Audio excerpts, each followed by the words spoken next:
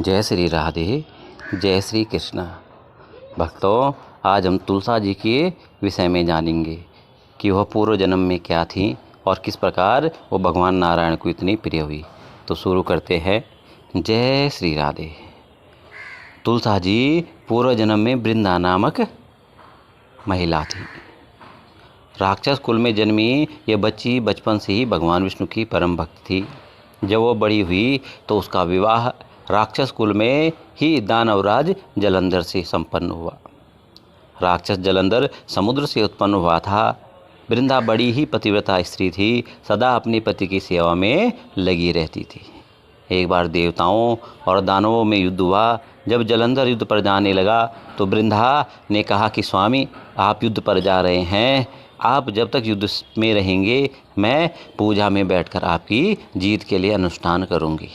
जब तक आप नहीं लौट आते मैं तब तक अपना संकल्प नहीं छोड़ूंगी। जलंधर तो युद्ध में चला गया और वृंदा का व्रत संकल्प लेकर पूजा में बैठ गई। उसके व्रत के प्रभाव से देवता भी जलंधर को हरा न सके। सारे देवता जब हारने लगे तो वे भगवान विष्णु की शरण में पहुँचे। सभी ने भगवान से प्रार्थना की कि प्रभु हमारी रक्षा करो, किसी प्रकार जलंधर को युद्ध में हरा दो। भगवान विष्णु ने कहा कि जलंधर को जो शक्ति प्राप्त हो रही है उसकी धर्मपत्नी के सतीत्व के कारण हो रही है और वह मेरी परम भक्त है, इसलिए मैं उसके साथ छल नहीं कर सकता और वह भगवान शंकर के अतिरिक्त अन्य किसी से जलंधर मारा भी नहीं जा सकता।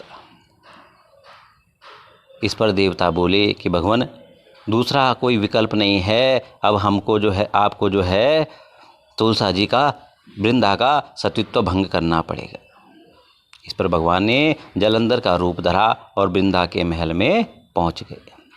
वृंदा ने जैसे ही अपने पति को देखा तो तुरंत पूजा से उठ गई और उनके चरणों को छू लिया। इधर वृंदा का संकल्प टूटा, उधर युद्ध में देवताओं को आगे कर भगवान शंकर ने जलंधर को मार दिया। उसका सिर काट कर अलग कर दिया। जलंधर का कटा हुआ सिर जब महल में आ गिरा तो वृंदा ने आश्चर्य से भगवान की ओर देखा, जिन्होंने जलंधर का रूप धारण किया हुआ था।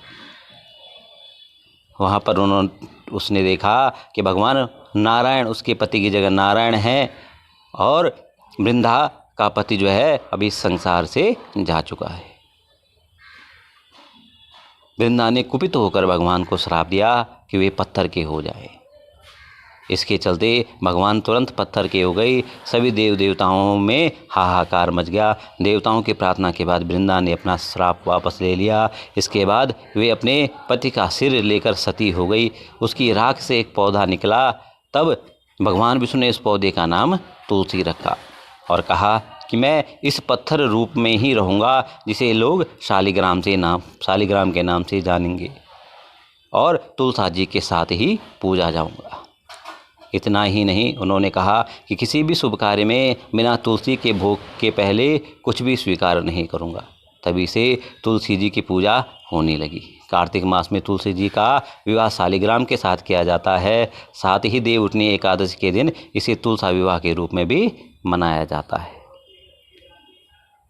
जय श्री राधे, जय श्री कृष्ण।